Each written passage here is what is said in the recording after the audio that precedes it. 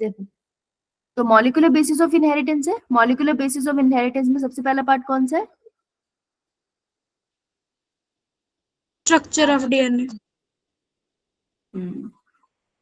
Molecular basis of inheritance, right. आज मैंने क्या पढ़ के आने के लिए कहा था? Structure of DNA. ठीक है, तो एक पार्ट तो हमारे पास यही है, स्ट्रक्चर ऑफ डीएनए, जो आज पढ़ने के लिए कहा था। जिसने नहीं पढ़ा वो आज पढ़ लेना। ठीक है, दूसरा पार्ट है आपके पास डीएनए फोल्डिंग, जिसमें आप हिस्टोन के बारे में पढ़ते हो। मेनली आप यही तो पढ़ते हो, हिस्टोन कितने मॉलिक्यूल से मिलता है, मिलके बनता है histone octamer. Histone H1 particle का क्या काम होता है, हिस्टोन से कैसे न्यूक्लियोसोम बनते हैं और क्रोमेटिन बनते हैं, हिस्टोन में कौन कौन से दो एसिडिक प्रोटीन होते हैं, बेसिक प्रोटीन होते हैं, ये आप उसमें पढ़ते हो। आज नहीं, अगर आपको याद है। चलो, उसके बाद आप पढ़ते हो सर्च फॉर जेनेटिक मटेरियल। इसमें कितने एक्सपेरिमेंट बने थे इन टोटल? हमने 3 एक्सपेरिमेंट पढ़े थे उसके अंदर। तुम्हें नहीं आता भाई, तुम में से कोई नहीं पढ़ के आया। उसके बाद हम लोग पढ़ते हैं डीएनए की replication. This is a chapter, जो अकेला चैप्टर 6 क्वेश्चन लेकर आता है नीट के 6 क्वेश्चन एक चैप्टर से आने का मतलब है, ये बहुत बड़ा चैप्टर है, बहुत इंपॉर्टेंट चीज है ये। अकेला आपको क्वालिफाइंग मार्क्स में बहुत ऊपर लेके जा सकता है। ट्रांसक्रिप्शन पढ़ते हो, ठीक है, फिर उसके बाद पोस्ट ट्रांसक्रिप्शन मॉडिफिकेशन पढ़ते हो, फिर उसके बाद आप ट्रांसलेशन पढ़ते हो। ये कुछ प्रोसेसेस है जो आप इस चैप्टर में पढ़ते हो। एक दिन में पढ़ने बैठोगे ना सैटरडे नाइट को, संडे को हो नहीं पाएगा ये बहुत दिक्कत दे देगा। इसके अलावा 2 टॉपिक और है, कौन से? इसी के साथ जेनेटिक कोड भी पढ़ लेते हो। और कौन से 2 टॉपिक छोड़ दिए मैंने? Human genome. Human genome project plus DNA fingerprint. हाँ, है ना। तो अगर मैं बोलूं आज क्या है, मंडे ट्यूसडे ट्यूसडे। ट्यूसडे, तो अगर मैं बोलूं structure of DNA is on Tuesday, है ना, राइट। तो मैं कह सकती हूँ वेंसडे को हम लोग ये कर लेते हैं DNA folding and search for genetic material for Wednesday.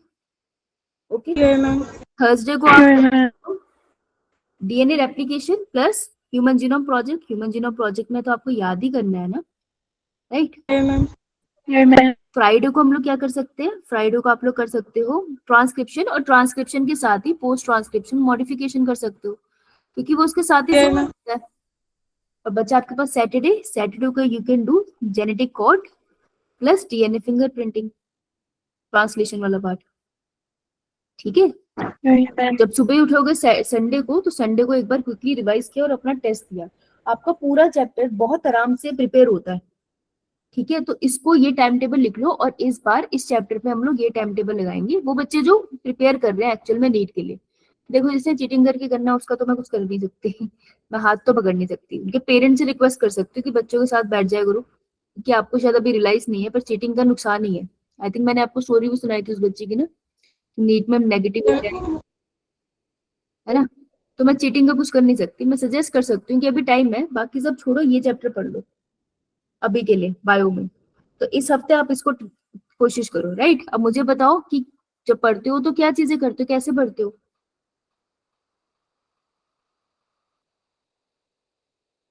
क्या पढ़ते हो, नेट से पढ़ते हो, बुक से पढ़ते हो, हेल्प बुक से पढ़ते हो, क्वेश्चन लगा लेते हो, क्या? बुक से।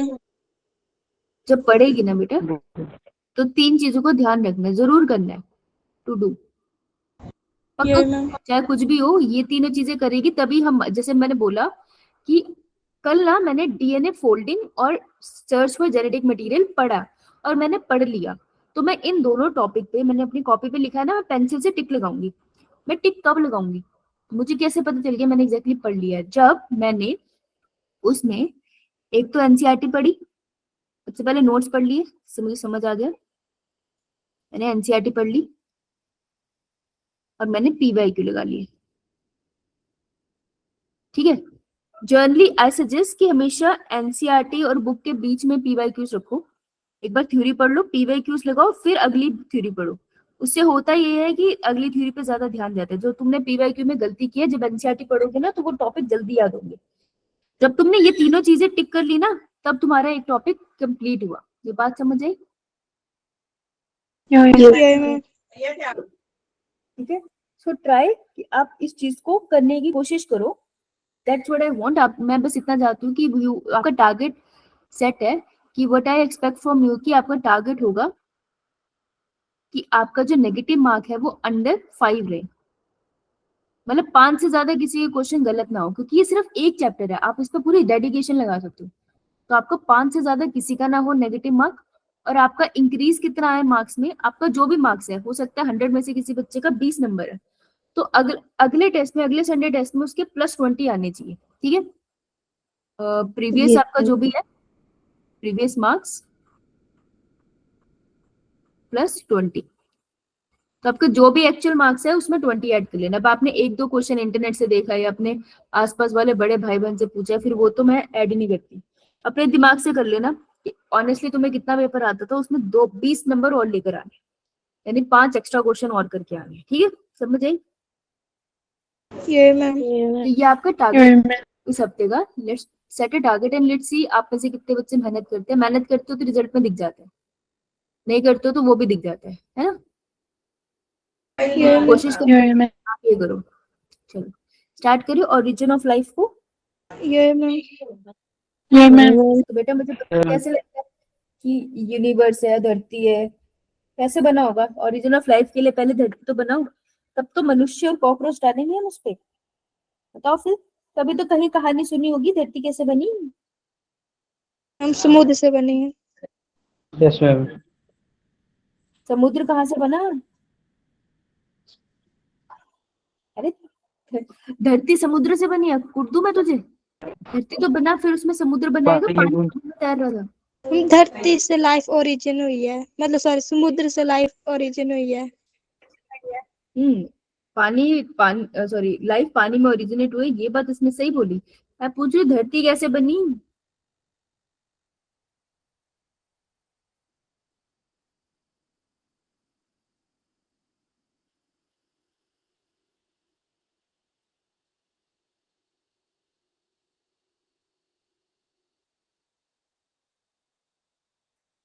अरे कभी डिस्कवरी नहीं देखते तुम लोग? सीरियसली नहीं देखते? No ma'am. यार देखा करो। देखो एक्चुअल ओरिजिन ऑफ यूनिवर्स तो अभी भी थ्योरीज है, इसने देखा तो था नहीं। तुमने कभी सुना नहीं big bang theory? Yes, ma'am. क्या सुना है बता फिर। अरे मैं कौन सा सही आंसर पूछ रही हूँ, मैं तो तेरे से आंसर पूछ रही हूँ, सही गलत हम कर लेंगे मिल बांट के। बता क्या सुना है, मुझे पता किस चलेगा तुम्हें क्या पता और मैं कितना बताना है। बोलो बोलो। हाँ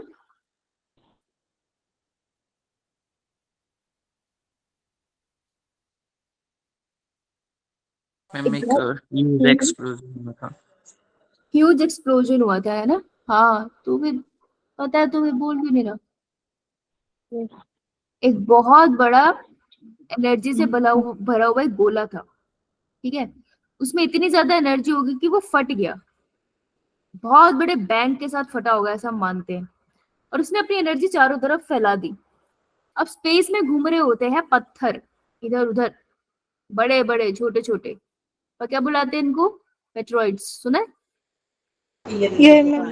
यस तो मानते हैं कि उस एनर्जी के इन्फ्लुएंस में पत्थर एक दूसरे से काफी टकराए, और कुछ ऐसा हुआ, एक इस तरीके से पोजीशन हो गई कि एक बहुत बड़े पत्थर ने जग बन गया वो हमारा सन। सन इज ऑल्सो स्टार ना, मेटोरॉइड स्टार ही बन जाता है एट द एंड, ठीक है? और वैसे ही घूमते घूमते हमारी अर्थ कुछ इस डिस्टेंस पे सन के साथ आ गई कि वो फाइनली उसके आसपास रिवॉल्व करने लगी और अपनी एक्सिस पे रोटेट करनी होगी, ठीक है? तो ये जो बहुत बड़ा एक्सप्लोजन हुआ था, अभी तक सबसे एक्सेप्टेड थ्योरी यही है कि धरती कैसे बनी। तो ओरिजिन ऑफ लाइफ के लिए अगर हम बोले ओरिजिन ऑफ अर्थ, तो ओरिजिन ऑफ अर्थ के लिए जो सबसे ज्यादा वेल एक्सेप्टेड थ्योरी है वो है बिग बैंग थ्योरी। ये क्वेश्चन आपको आ सकता है अगर आप कोई दूसरा पेपर देने जाओगे, कोई भी कॉलेज का पेपर देने जाओगे तो वहां पे ऐसा क्वेश्चन बन सकता है। तो big bang theory is the one which is believed कि अर्थ कैसे ओरिजिनेट हुई। अब अर्थ जब इससे बनी ना, तो अर्थ ऐसे ठंडी ठंडी मस्त नहीं थी, वो थी बहुत गर्म। तो इनिशियली जो अर्थ थी वो पुरानी वाली अर्थ है ना, तो पुरानी वाली अर्थ के लिए हम क्या वर्ड यूज करते हैं? पुरानी वाली earth is known as primitive earth. Primitive, ठीक है, ये मैम। प्रिमिटिव अर्थ ऐसा नहीं है बहुत स्मूथ सरफेस की हो गई है ना, ऐसे ऐसे बाल काट दो किसी के टकलू बन जाए एकदम चमकता हुआ स्मूथ सा अंडे जैसे, ऐसा नहीं था। प्रिमिटिव अर्थ क्या थी, उसके आसपास जो मेटेरोइड टकराते थे तो उसमें बहुत सारी जगह पे डिप्रेशन थे। डिप्रेशन समझते हो? ये मैम। क्या हिंदी में बताओ। दबा फंसा हुआ था। हाँ, गड्ढे से थे। ठीक है, और ये कैसी थी? बहुत ही हॉट, बहुत ज्यादा गर्मी थी इसमें। ठीक है, और इस पे इतनी गर्मी थी कि वोल्केनिक इरप्शंस होते थे, पत्थर पिघल के लावा बन जाते थे एलिमेंट्स। ठीक है, हॉट थी, वोल्केनिक इरप्शंस थी। और इन्वायरमेंट, एटमॉस्फेयर क्या होता है? What do you mean by atmosphere? जो मैं बोलूं,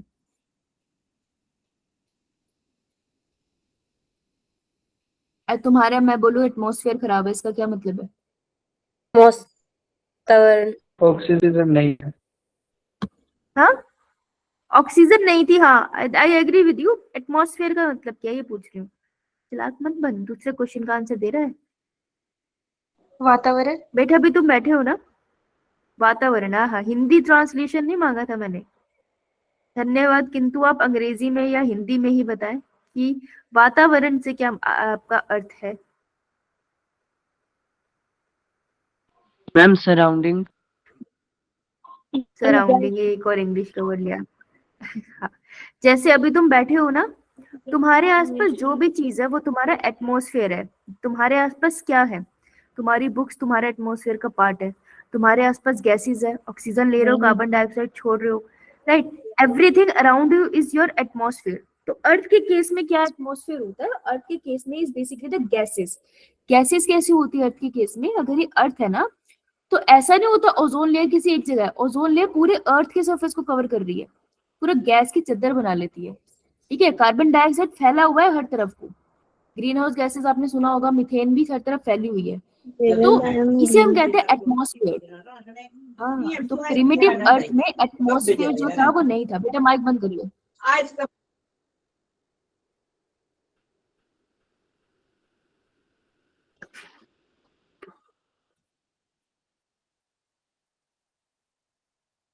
प्रिमिटिव अर्थ पे एटमॉस्फेयर नहीं था, नो एटमॉस्फेयर। ये बात जरूरी है, इनसे क्वेश्चंस बनते हैं, स्टेटमेंट बेस्ड क्वेश्चन बनते हैं। Which of the following statement is incorrect?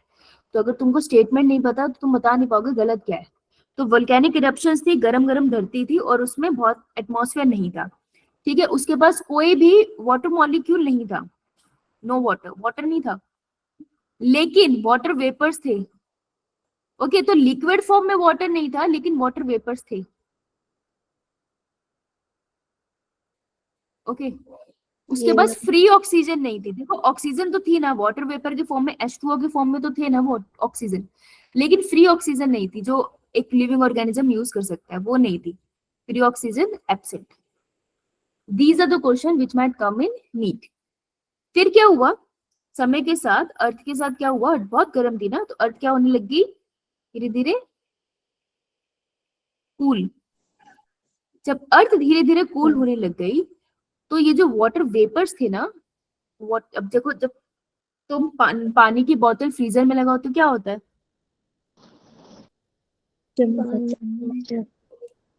जमने लग जाती है। 5 मिनट के लिए छोड़ दो वो बहुत ठंडी हो जाएगी। तो वाटर वेपर भी जैसे ही एटमॉस्फेयर ठंडा होने लग गया तो वाटर वेपर भी क्या होने लगे? कंडेंस। पास पास मॉलिक्यूल आने लग जाते हैं ना। जमना क्या होता है? छोटे छोटे मॉलिक्यूल पास आते हैं और फिर वो सॉलिड हो जाते हैं। तो वाटर वेपर कंडेंस होने लगे, और जैसे ही वो कंडेंस होने लग गए उन्होंने क्या बना दिया? रेनी क्लाउड्स। और तुमको तो पता है जब बारिश के बादल बनते हैं तो क्या आती है? बारिश। हाँ, तो रेन हुई। और ये ऐसी वैसी रेन नहीं थी 1-2 दिन की, ये 100 सालों तक चली है बारिश। 100 सालों तक बारिश होती रही। अबे जितने डिप्रेशन थे इन सारे गड्ढों में भर गया पानी, और इससे हमारा क्या बना? समुद्र। Yes, oceans are formed. तो सोचो कभी किसी जमाने में मीठा पानी था ओशियंस में, बारिश का पानी मीठा होता है ना, तो मीठा पानी था किसी जमाने में ओशियन में। लेकिन क्योंकि ओशियन किससे बना है? ओशन के नीचे बेस पे तो अर्थ ही है ना, और अर्थ में एलिमेंट है, carbon, hydrogen, oxygen, nitrogen, sulphur, calcium, है ना। तो ये सारे सोल धीरे धीरे पानी में घुल गए। उसके बाद लिविंग ऑर्गेनिज्म भी आ गए अर्थ पानी के अंदर, और उनके फीकल मैटर और डेड बॉडीज की वजह से जो वाटर है वो नमकीन हो गया। समझ आई बात? तो इसलिए ओशन का पानी नमकीन है, राइट। तो इस तरीके से हम कह सकते हैं लमसम अर्थ का ओरिजिनेट हुआ और अर्थ का ओरिजिन हुआ। क्लियर? ये मैम। ये मैम। लिख लिया? किसी ने कुछ लिखना है इसमें से? हम लिख लिए। लिख लिया? थम्स अप कर दो फिर। ठीक है, जिस पे हमें ध्यान देना है उसको हम फिर से एक बार कंफर्म कर ले। हमने सबने नोट कर लिया है कि जो प्रिमिटिव अर्थ थी, पुरानी अर्थ थी, वो गर्म थी, एटमॉस्फेयर नहीं था उसके पास फ्री ऑक्सीजन नहीं थी, उसके एनवायरनमेंट था रिड्यूसिंग। देखो, जिस एनवायरनमेंट में ऑक्सीजन नहीं होगी उसको हम कहेंगे कि वो रिड्यूसिंग एनवायरनमेंट है। सो ये नीट का क्वेश्चन है कि प्रिमिटिव अर्थ कैसा था, oxidising, reducing? It was reducing. वहां पे आपको मेनली दो कौन सी गैसेस मिलती थी? देखो, जो सूरज है ना वो हाइड्रोजन और हीलियम से मिलके बना है। आपने कभी सुना होगा कि सूरज की सतह पे बहुत सारे वो केमिकल रिएक्शंस होते रहते हैं, फिजन होता रहता है, सुना है? Yes ma'am. ये मैम। ये मैम। तो जो जिससे वो बना ना, उन्हीं एलिमेंट से यहाँ भी था। अर्थ के ऊपर हाइड्रोजन और हीलियम वो गैसेस थी जो स्टार्टिंग में मिलती थी। उसके अलावा फ्री ऑक्सीजन नहीं था, लेकिन कार्बन डाइऑक्साइड थी, ठीक है, मीथेन और अमोनिया भी प्रेजेंट था। तो पहली दो गैसेस का अगर क्वेश्चन आए तो हाइड्रोजन, हीलियम। क्लियर? ये ये ma'am. Ma'am. Water vapour present थे, नो लिक्विड वाटर, कोई लिक्विड वाटर नहीं था, और कोई ओजोन भी नहीं थी। ये कंडीशन थी प्रिमिटिव अर्थ की, राइट। अब देखो, अब हम पढ़ते हैं कि प्रिमिटिव अर्थ से हुआ क्या, कि प्रिमिटिव अर्थ में फाइनली पानी भरना स्टार्ट हुआ और ओशियंस की फॉर्मेशन होगी, है ना। अब देखो, मुझे बताओ, जो ओशन है it's water, water water act as a medium, है ना। तो मीडियम इज व्हाट? रहने की जगह ना। तो यहाँ पे तो शेल्टर मिल गया, और पानी के अंदर बहुत मिनरल्स है। तो अगर पानी के अंदर मिनरल्स है, मिनरल्स आर व्हाट? फूड। तो अगर रहने के लिए जगह है और खाने के लिए खाना है, तो लिविंग ऑर्गेनिजम्स को आना ही था ना। जो फर्स्ट लाइफ ओरिजिनेट हुई थी वो पानी के अंदर ही हुई थी, बिल्कुल ठीक बोला था तुमने, ठीक है। और क्यों हुई थी? क्योंकि वहां रहने की जगह थी और खाने के लिए खाना था। तो फर्स्ट लिविंग ऑर्गेनिज्म के सेल जैसे एक स्ट्रक्चर बना था। समझ आई बात? ये मैम। ये मैम। अगर खाने के लिए ऑलरेडी खाना है तो क्या इसने खुद का खाना बनाया होगा फर्स्ट लिविंग ऑर्गेनिज्म ने? No ma'am. नहीं। यस, तो फर्स्ट सेल लाइक स्ट्रक्चर जो था पानी में बॉर्न हुआ था, दैट वाज हेटेरोट्रॉफिक। ये दूसरा क्वेश्चन बनता है। समझ आया? ये मैम। ये मैम। लिख लिया? चलो अंगूठा लगाओ। क्या हुआ?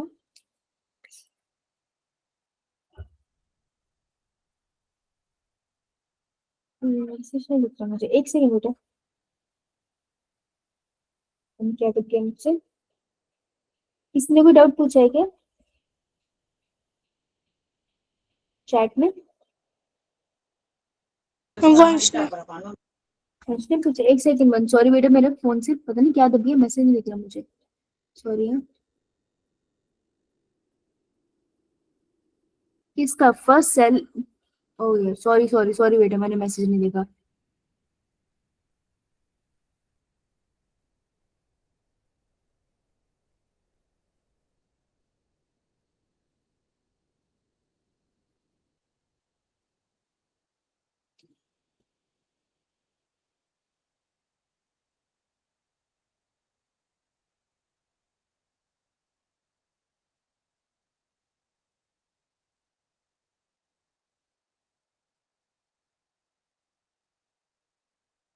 तो तुम आपस में बातें कर रहे हो, मैं क्या बोलूं उसमें? वंश, किसका जो फर्स्ट सेल लाइक स्ट्रक्चर है? अभी बताऊंगी, ऑर्डर में बताऊंगी तुझे, उस ऑर्डर में क्वेश्चन आते हैं। कोइसरवेट्स कहते हैं, पर अभी मैं तेको उसको ऑर्डर में कराऊंगी, ठीक है। हाँ, अभी ऑर्डर में कराऊंगी ना, इसलिए मैंने बच्चा नाम नहीं बोला। बाकी तो तुम आपस में बात कर ही रहे हो, तो मैं क्या इसमें इंटरफेयर करूँ? कर लो आपस में बात, मेरे को क्या। आओ भाई, अब बात करते हैं ओरिजिन ऑफ लाइफ की। ये टर्म्स यहाँ पर डेट्स क्यों मेंशन है, यहाँ पर डेट सिर्फ इसलिए मेंशन है क्योंकि ये एनसीईआरटी में मेंशन है, ठीक है। मैं तुमको बहुत शिद्दत से पढ़ा रही होती हूँ, फिर तुम मेरा दिमाग खराब करते हो बातें करके। 10 बिलियन ईयर्स, तो बी बाई ए का मतलब है बिलियन ईयर्स को, ठीक है। एम बाई ए का मतलब है मिलियन ईयर्स को। इनकेस किसी को कंफ्यूजन है तो लिख लेना, ठीक है। अब ये जो ईयर्स लिखे हैं ना, ये ईयर्स एग्जैक्टली एनसीईआरटी में मेंशन है। कोई भी हेल्प बुक निकालोगे उसमें से ज्यादा मेंशन है ऑब्वियसली, लेकिन आपको जो याद रखने हैं दैट इज सबसे पहले एनसीईआरटी। एनसीईआरटी की इन्फॉर्मेशन सबसे ऊपर है, और स्टार्टिंग में, चैप्टर की स्टार्टिंग में आपको ये मिल जाएगा, ओके। Yeah, ma'am.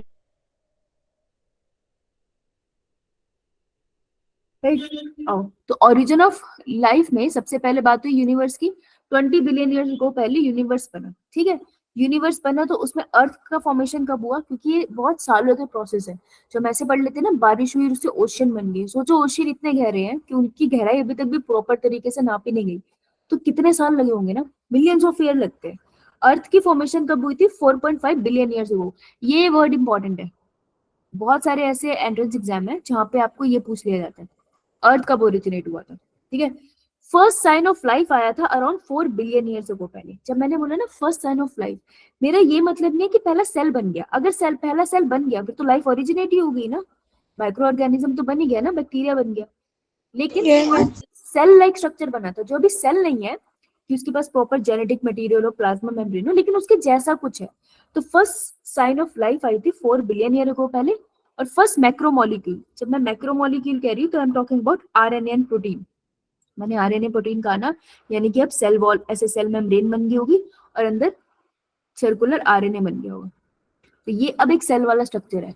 तो दिस सेल वाला स्ट्रक्चर इज अ मैक्रोमोलिक्यूल, बड़ा सा मॉलिक्यूल। ये आया था अराउंड 3 बिलियन ईयर्स अगो पहले, ठीक है। तो तुम देख रहे हो अर्थ के बनने में और सेल के आने में काफी समय लगा, क्योंकि अर्थ बहुत गर्म थी इसलिए कुछ आ नहीं सकता था। अब प्रॉपर हम फर्स्ट सेल बोले that would be the prokaryotic cell ना। हमारा जो प्रॉपर प्रोक्रियोटिक सेल था that was around 2 billion year ago, ठीक है। अप्रोक्सीमेटली ये सारे, तो अप्रोक्सीमेटली 2 बिलियन ईयर अगो पहले आया। उसके बाद जन्म लिया फर्स्ट यूक्रियोटिक सेल ने। अब मुझे बताओ जो फर्स्ट प्रोक्रियोटिक सेल होगा ऑटोट्रॉफिक होगा या हेटेरोट्रॉफिक होगा?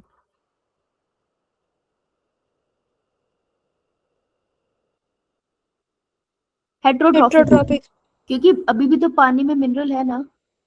पहला यूक्रियोटिक सेल होगा ना, वो भी तो हेटेरोट्रॉफिक होगा ना। वो क्यों फोटोसिंथेसिस करने में बिलीव करना चाहेगा यार, ठीक है। चलो, उसके बाद फर्स्ट मल्टी सेलुलर ऑर्गेनिज्म आए और उसके बाद फर्स्ट इनवर्टिब्रेट आए, ठीक है। तो इनवर्टिब्रेट्स 500 में पहले आए। तो ये कुछ टर्म्स है, कुछ के ओरिजिन्स है जिनके आगे ईयर लिखे हैं। इसका और कोई इलाज नहीं है, ये आपको याद करने ही पड़ेंगे, क्योंकि अगर स्टेटमेंट बेस्ड क्वेश्चन आ गया वो हर किसी की स्टेटमेंट के आगे ईयर लगा देंगे और फिर हम फंस जाते हैं, राइट। तो इसको ऐसे ही लिख लो फ्लो चार्ट के फॉर्म में, तो ना चीजें जल्दी याद हो जाती है, समझे? Yeah, ma'am. चलो, उसके बाद jawless fish with lobbed fins. आप लोगों ने ऐसे मच्छी बचपन में तो बनाई होगी ना, छोटू सी। Yeah, ma'am. तो हम ऐसे बनाते हैं ना कि उसके यहाँ पे फिन्स एंड लॉब्स निकले होते हैं, छोटे छोटे फिन्स निकले होते हैं। तो ये ना जो फिन्स है लॉब्स की तरह दिखने लगे। लॉब्स का मतलब होता है कि थोड़े थोड़े ऐसे देखो, कि पहले थोड़े से बाजू सी निकली और उसके ऊपर ये फिन्स लगे हैं, ठीक है। तो बाजू से आनी स्टार्ट हुई ना, और इसमें जॉस नहीं थी फिश में। तो ये वाली मछली आपको दिखने लगी 350 में अगो, ठीक है, मिलियन ईयर्स अगो। ये वाली मछलियों की खासियत क्या थी, क्योंकि इनके जो हाथ थे ये लॉब लाइक थे ना, लॉब फिन्स। तो इन्होंने क्या किया, पानी से बाहर आना स्टार्ट किया, क्योंकि पानी में बहुत भीड़ हो गई लिविंग ऑर्गेनिज्म की। इन्होंने बाहर आना स्टार्ट किया, देखो सारे इन्वर्टिब्रेट अंदर बैठे हैं, पानी के बहुत भीड़ है।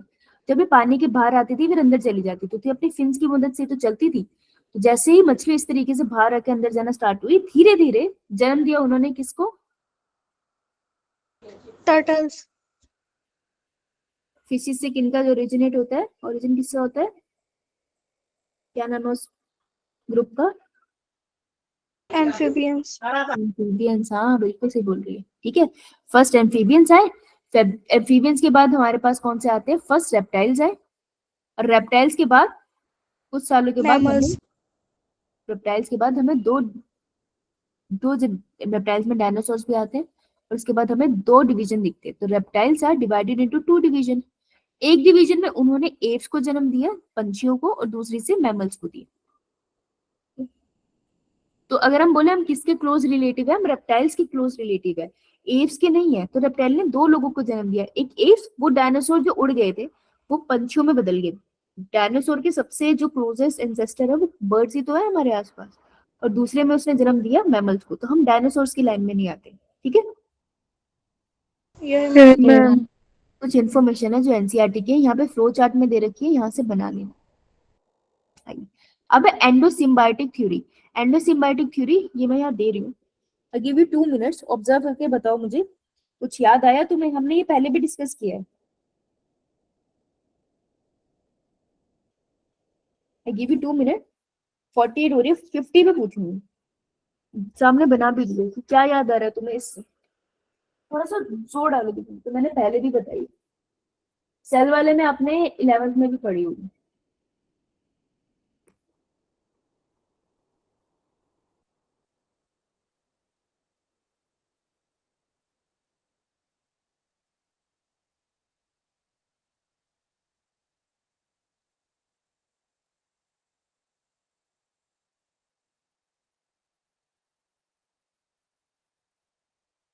नेहा ने याद आया? Yes ma'am. Yeah, ma'am. Mitochondria, chloroplast. Bhumi को भी आ गया।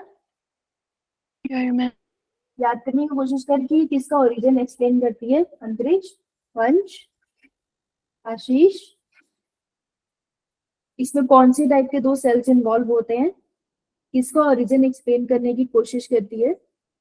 एंडोसिम्बायोटिक का मतलब क्या हो सकता है, ऐसा सोचो, इससे ब्रेक करो, कोशिश करो एक बार।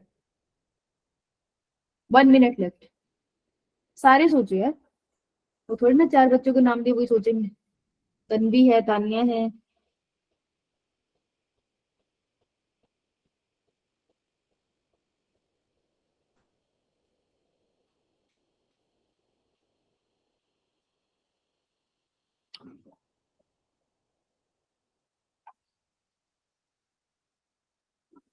Thirty seconds left.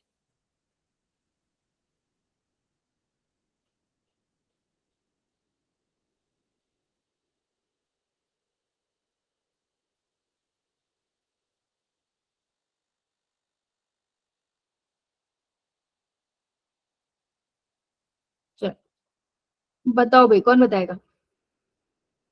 हाँ आशीष।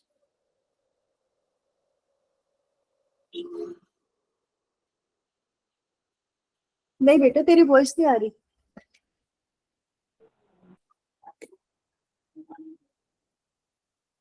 कौन बताएगा एंडोसिम्बायोटिक थ्योरी? अरे रेज योर हैंड जैसे भी आती है। मैंने कब बोला बिल्कुल सही बतानी है? मैंने एक्सप्लेन ही नहीं करी आज तक सही क्यों? हाँ, वही तो कह रही हूँ, बोलते क्यों नहीं? आशीष को तो तेरी आवाज नहीं आ रही, कैसे बताएगा? चैट में लिख दे, नेहा कुमारी। मैम जो मतलब प्रोकैरियोटिक सेल्स होता था वो जो बैक्टीरिया उसके अंदर जाता था, फिर उसके बाद उसको मतलब उसके बाद डाइजेशन नहीं होता था, फिर उसको वो फूड देता था, फिर वो खुद का अपना फूड बनाता था, फिर वो बाद में माइटोकॉन्ड्रिया बन गया था। ऐसे तेरा बेटा दिल तो साफ है, लेकिन तूने इसका उसका करके कंफ्यूज कर दिया हमें। बोल तो मैं समझ गई कि तू सही बोल रही है, लेकिन इसका उसका ज्यादा हो गया। तान्या थोड़ी सी मदद करना। मैम इसमें जो होता है वो दो प्रोकैरियोटिक सेल्स होते हैं, एक छोटा होता है और एक बड़ा होता है, और जो बड़ा वाला प्रोकैरियोटिक सेल होता है वो छोटे वाले को इनगल्फ करने वाला होता है, लेकिन मतलब उसके साथ वो मैम एडजस्टमेंट्स बनाता है, और वो छोटा वाला प्रोकैरियोटिक सेल बड़े वाले सेल के साथ रहता है, उसके साथ सिम्बायोटिक बनाता है, और फिर जो सेल मॉडिफाई होकर यूकैरियोटिक सेल बन जाता है।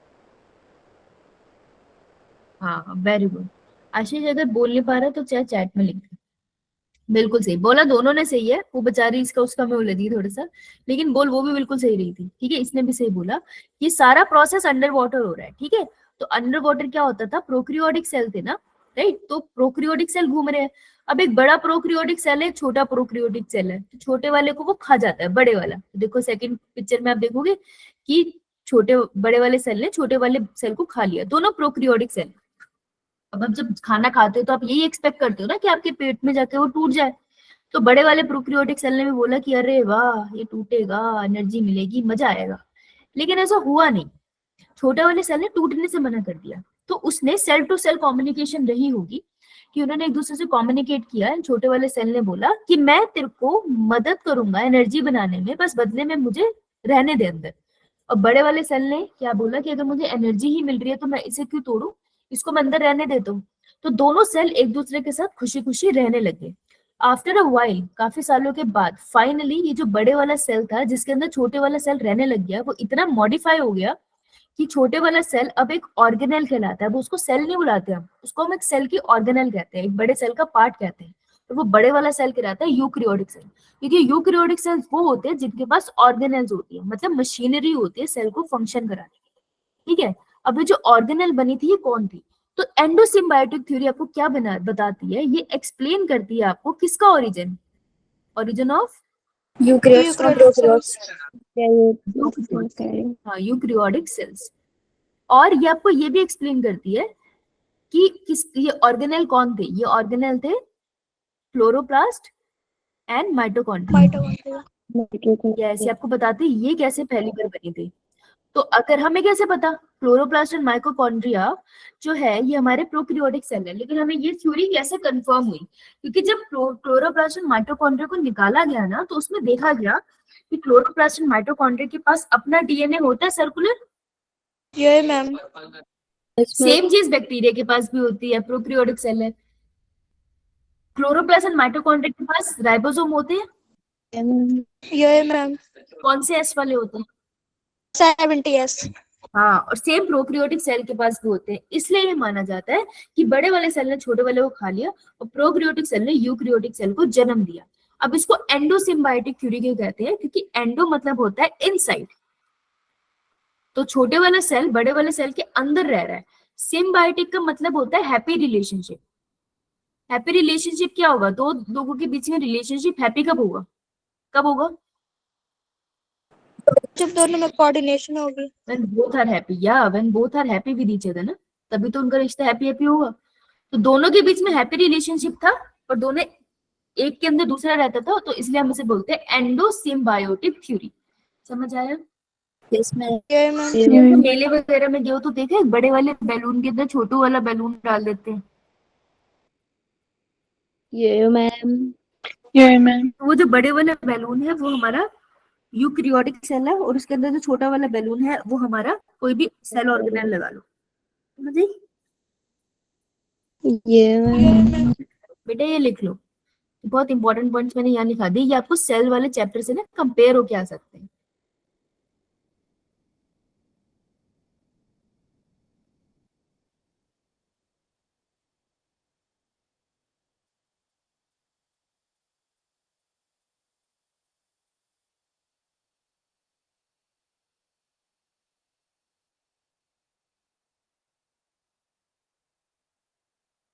अंगूठा लगा दो जैसे ही हो जाए।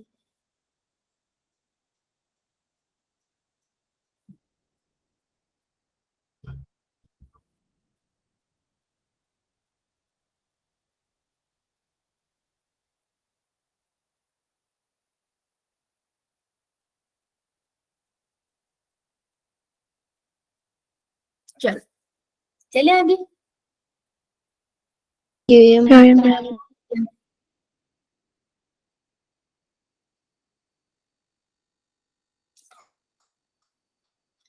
देखो बेटा, अगर इतना कम बोलोगे ना तो एवोल्यूशन में सो जाओगे। एवोल्यूशन की खासियत है वो अच्छे बच्चों को सुला देते हैं। ओके, तो ये एवोल्यूशन में थोड़ा सा पार्ट पढ़ के आया करो और फिर मेरे साथ पढ़ा करो। तो एंडोसिम्बायोटिक आपको ये भी बताता है कि क्लोरोप्लास्ट और माइटोकॉन्ड्रिया एक्चुअली में होते कैसे हैं। दे आर एक तरह से सेमी ऑटोनोमस। सेमी ऑटोनोमस होते हैं। What is the meaning of semi autonomous, Neha? Ma'am मतलब कुछ डीएनए वो खुद बनाते हैं और कुछ वो सेल से लेते हैं, मतलब कुछ वो डीएनए और आरएनए वो खुद बनाते हैं, और कुछ जो चीजें हैं वो बैक्टीरिया से लेते हैं, मतलब जो जिस सेल में वो रहते हैं। बोल सही रही है, गलत तरीके से बोल रही हो बस। मेरी बात सुन, आंसर राइटिंग की प्रैक्टिस करती है स्कूल में? ये मैम। बेटा जो आंसर राइटिंग की प्रैक्टिस करती है ना, मुझे अपने आंसर लिख के भेजियो क्वेश्चन की, ठीक है? ये मैम। मैं डांट नहीं रही, अगर तू, तेरा मीनिंग तो बिल्कुल ठीक है, लेकिन अगर तू उसको एक्सप्लेन नहीं कर पा रही तो मुझे ये नहीं पता तू राइटिंग में एक्सप्लेन कर पाती है नहीं। राइटिंग में नंबर मिल जाते हैं? Yes ma'am. मेरे को लिख के दिखाइयो एक बार, है? ये मैम। कोई आंसर लिखेगी ना, मुझे एक बार टिक भेज दियो, नीचे लिख दियो अपना नाम जरा, मैं देखना चाहूंगी कैसे लिखते, लिखते सही है या नहीं। बोल सही रही है। सेमी ऑटोनोमस का मतलब, सेमी मतलब पार्शियली, पूरे तरीके से नहीं। ऑटोनोमस का मतलब है सेल्फ रेप्लिकेटिंग, ठीक है? रेप्लिकेटिंग, ठीक है? तो जब डीएनए कैन रेप्लिकेट देमसेल्फ,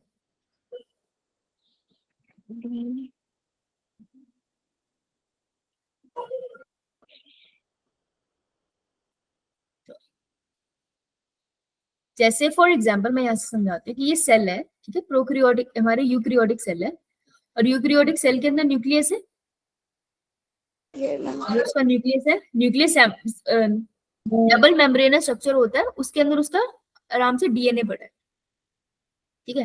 क्योंकि यूकैरियोटिक सेल है तो मैं डीएनए बना रही हूँ, राइट? तो हम प्रोकैरियोटिक सेल की बात नहीं कर रहे थे, यहाँ सेमी ऑटोनोमस से बोला था ना मैंने। तो जैसे क्लोरोप्लास्ट माइटोकॉन्ड्रिया की बात होगी, it will be the eukaryotic cell, right? Yeah ma'am. Flow में गलत बोल दिया था। जैसे मान लेते हैं माइटोकॉन्ड्रिया, तो बेटा माइटोकॉन्ड्रिया के पास अपना डीएनए बड़ा है, ये बड़ा उसका, क्योंकि सर्कुलर है उसका डीएनए। तो माइटोकॉन्ड्रिया के पास पोटेंशियल है कि वो बाइनरी फिजन करे और दो माइटोकॉन्ड्रिया में चेंज हो जाए, कर लेता है ये आराम से। इसलिए अपनी बॉडी के कुछ सेल्स होते हैं, जब आप मस्कुलर एक्सरसाइज करते हो वहां पे माइटोकॉन्ड्रिया ज्यादा मिलते हैं, क्योंकि उनको एनर्जी चाहिए होती है ना, वो खुद से जनरेट होते हैं। लेकिन ये खुद से जनरेट होने के लिए, अपने सेल को डिवाइड करने के लिए सिग्नल तो न्यूक्लियस से आएगा। तो इसका खुद का न्यूक्लियस सिग्नल देता है कि तुम दोनों डिवाइड कर जाओ, लेकिन ये अकेले डिवीजन कर नहीं सकता, इसको सिग्नल चाहिए होता है मेन न्यूक्लियस के डीएनए से भी। तो हम कहते हैं ये ऑटोनोमस तो है माइटोकॉन्ड्रिया, कि इसका जो खुद का डीएनए है वो सेल को डिवाइड करवा देता है, माइटोकॉन्ड्रिया को डिवाइड करा देता है, लेकिन उसको मदद चाहिए होती है मेन सेल के डीएनए से, इसलिए सेमी ऑटोनोमस है। सेम कंडीशन क्लोरोप्लास्ट की है। तो अगर कोई क्लोरोप्लास्ट है तुम्हारे हाथ में, एक क्लोरोप्लास्ट का दो क्लोरोप्लास्ट बन जाएगा अगर क्लोरोप्लास्ट का खुद का डीएनए सिग्नल दे और सेल का डीएनए भी सिग्नल दे, तब। बात समझ आई? ये मैम। तो this is called semi autonomous condition, right? आपको मिलेंगे क्लोरोप्लास्ट एंड माइटोकॉन्ड्रिया, ये नीट का क्वेश्चन है, बहुत बार आता है ये, और ये सेल वाले चैप्टर से आता है, राइट? कवर? ये मैम। आगे चलते हैं। चलो अब थ्योरीज की बात करते हैं, तो फटाफट इसे लिखो, ऐसे ही बनाओ, फटाफट बनाओ।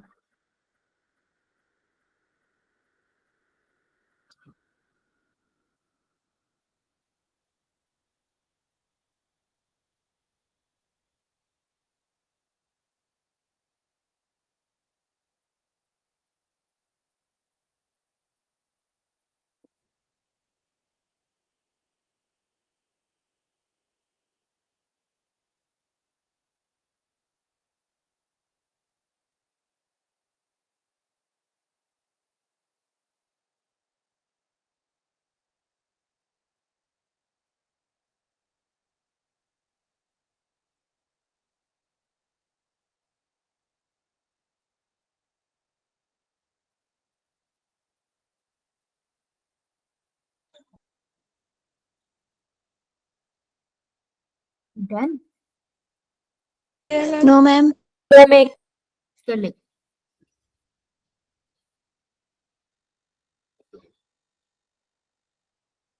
ये मैम हो गया। चलो सबकी थ्योरी लिख ली सबने? ये मैम। बहुत बढ़िया। अब देखो इन्हीं थ्योरी को आपने आगे करना है, ठीक है? मैम। तो अब इन थ्योरीज को हम लोग कैसे करेंगे, देखो अगर मैं आपको सबसे पहले बोलूं, सबसे पहले वाली देखो, अगर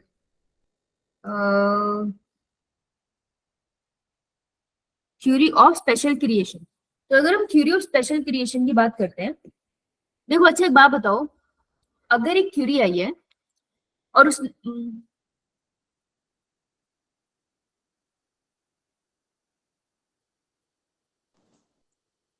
सोचो तुम्हारे स्कूल में टीचर नहीं है बायो की, तो बायो की एक टीचर है और आपको पढ़ा के गए। अगर आप सबको वो टीचर पसंद आ जाएंगे तो क्या अगला टीचर आएगा कोई? उसी टीचर को रखा जाएगा ना। लेकिन No, मान लो अगर ma'am. आपको वो टीचर पसंद नहीं आए, डिसएग्री करे, तो फिर बार बार टीचर आते रहेंगे आपको डेमो देने के लिए जब तक वो सिलेक्ट नहीं हो जाते। Yeah, सही बात है। ma'am. तो जब भी Yeah, आप ma'am. थ्योरीज पढ़ते हो ना, उसमें बहुत सारी थ्योरीज आती है, तो हमेशा याद रखना मोस्टली जो लास्ट में थ्योरी पढ़ते हो ना वही मोस्ट एक्सेप्टेबल होती है।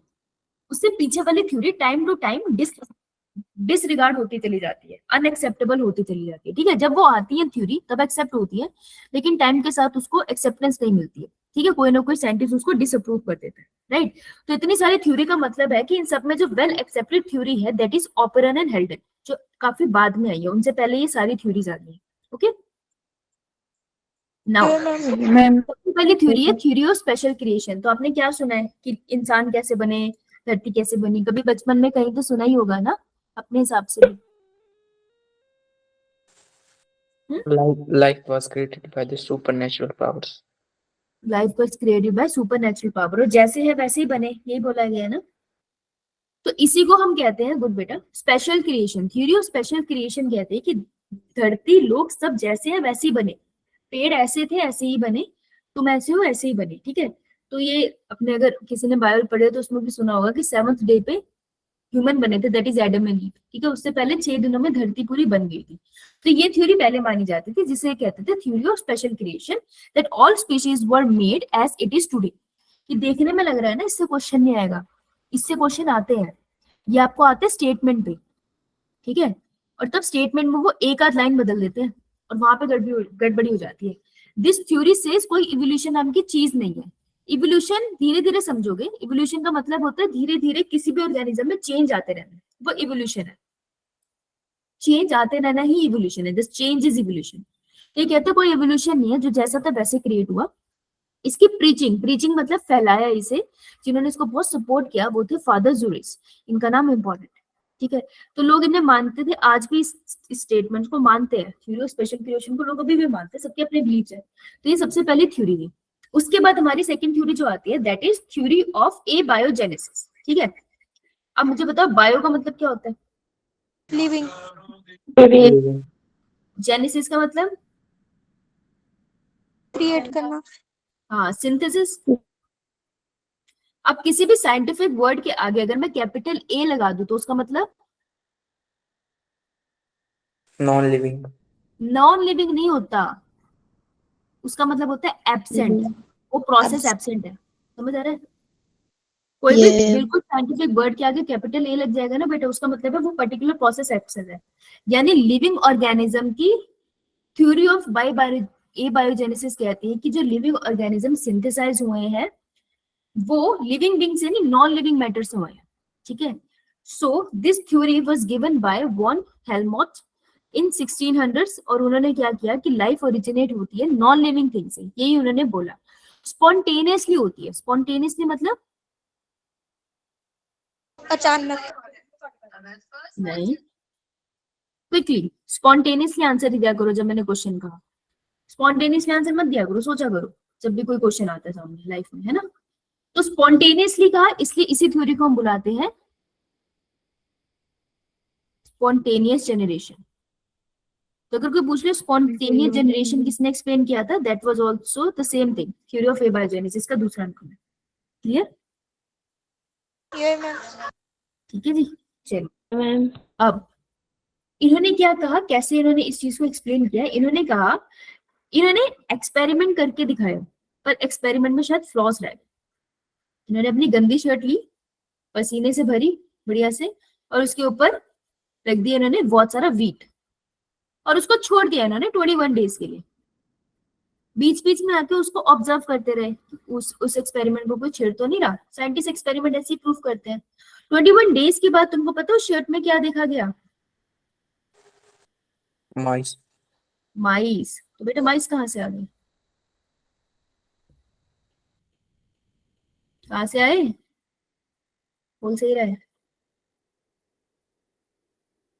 तो उन्होंने कहा कि देखो उनकी गलती भी नहीं है ना, उनको वैसे दिखा, तो उन्होंने कहा देखो कि नॉन लिविंग मैटर ही तो था, गंदी शर्ट थी, उसके ऊपर सिर्फ वीट था, और देखो आपको 21 दिनों के बाद चूहे दिख के आते हुए। तो उन्होंने कहा देखो नॉन लिविंग मैटर से, वीट से और गंदी शर्ट से लिविंग ऑर्गेनिज्म का जन्म हुआ, दिस इज एबायोजेनेसिस। जो काफी सालों तक लोगों ने इस पे बिलीव भी किया, क्यों, क्योंकि कोई और प्रूफ नहीं था। अब इसमें माइस कैसे आए होंगे, क्या लगता है, अब तुम्हें इतना तो पता है ना कि वीट से चूहे नहीं पैदा होते, फिर बताओ माइस कहाँ से आए। मैम वीट को खाने के लिए चूहे आए थे। हाँ, ऐसा ऐसा कह सकते हैं, बहुत सारे चूहे के छोटे छोटे बच्चे मिले थे actually. So it is believed कि वहां पे वीट को देख कर ना कोई मादा चूहिया आई होगी और वो प्रेग्नेंट होगी, तो वो अपने बच्चे वहां देगी होगी। So this is believe now. तो ये वाली थ्योरी थी थ्योरी ऑफ एबायोजेनेसिस, इसको बहुत बुरे से डिस्कार्ड किया था नेक्स्ट थ्योरी ने, this is theory of biogenesis. अब अगर पीछे जाओगे देन यू विल सी कि आपने जो पीछे थ्योरीज लिखी है उसमें से स्पेशल क्रिएशन भी हो गई, एबायोजेनेसिस भी होगी, तो थ्योरी खत्म भी हो गई, जल्दी होगी ना। ये मैम जो थ्योरीज है ना, थ्योरीज को आप हेल्प बुक से पढ़ना, ठीक है, इससे थोड़ा नॉलेज बढ़ाना भी, ओके। बाकी जो पीछे का पार्ट की जरूरत नहीं थी, इसे हेल्प बुक से पढ़ना। चलो नाउ कितना टाइम बचा है,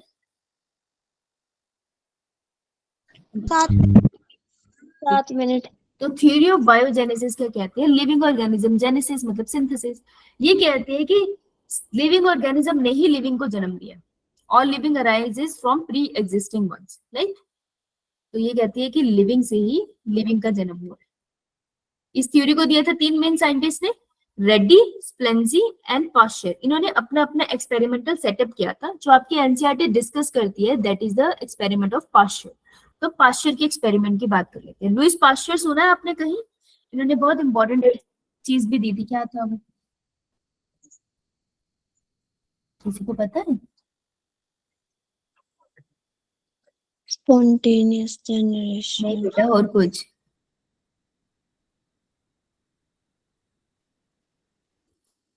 नहीं, लुइस पाश्चर लिख लो, उनको बताना कल क्या किया, इन्होंने बहुत अच्छी रिसर्च की है। ओके देखो, पाश्चर Swan neck. पाश्चर का जो एक्सपेरिमेंट है वो फेमस है, it is known as swan neck experiment. मैं इसकी बात नहीं कर रही, मैं इसके अलावा क्या इन्होंने किया ना उसकी बात कर रही हूँ, ये तो मैं पढ़ाने लगी हूँ, ठीक है। स्वान नेक, ये स्वैन के गले जैसा इस सेटअप का नेक है, इसलिए से स्वान नेक एक्सपेरिमेंट कहते हैं। इन्होंने क्या किया, एक कांच का बीकर लिया जिसमें इन्होंने पानी डाला और उसमें बहुत सारे यीस्ट डाले, ठीक है जी, यीस्ट लिविंग ऑर्गेनिज्म, पानी एक मीडियम हो गया, राइट, और उसको आग में बॉईल करना स्टार्ट कर दिया। तो जब पानी गर्म होगा तो यीस्ट के साथ क्या होगा,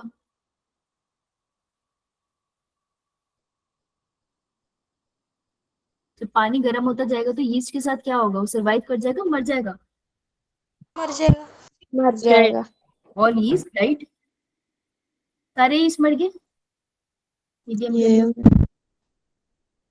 वेट किया, अगर डेड ऑर्गेनिज्म से लाइफ ओरिजिनेट होती है तो थोड़े दिनों में यहाँ से भी तो नई यीस्ट या कोई लिविंग ऑर्गेनिज्म आना चाहिए ना, बहुत वेट किया, लेकिन यहाँ पे कोई लाइफ ओरिजिनेट नहीं हुई, ठीक है। Yeah, man.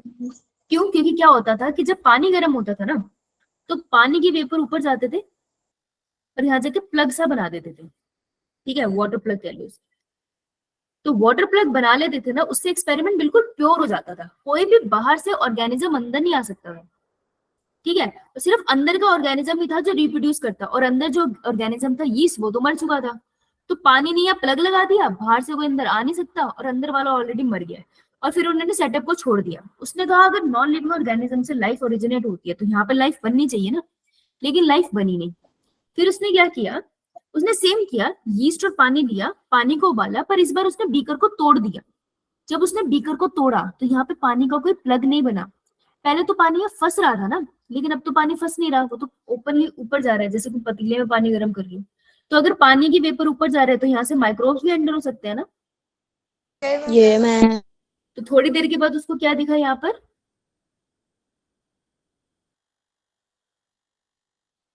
ये पानी है, पानी के अंदर डेड यीस्ट है, dead yeast is a food. तो यहाँ पे क्या दिखाई देंगे आपको? माइक्रोऑर्गेनिज्म। हाँ, यहाँ पे उसको माइक्रोब्स दिखने स्टार्ट हुए।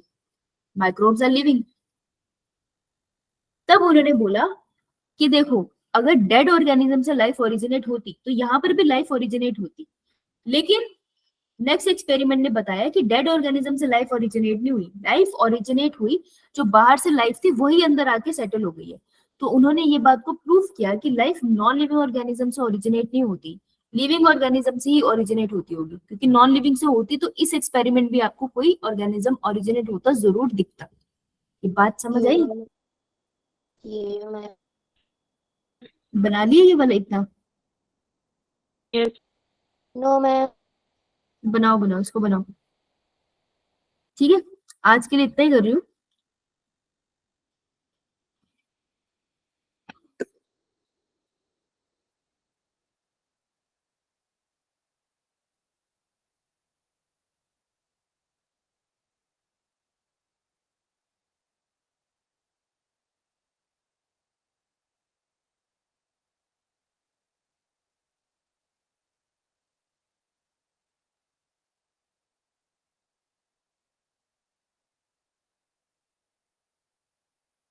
नेक्स्ट पेज करूँ?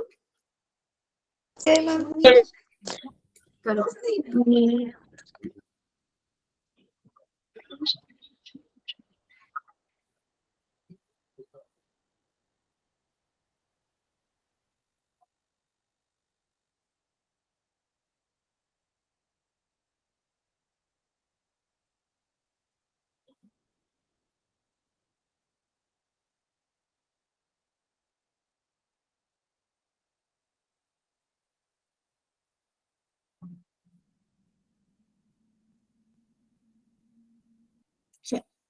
डन।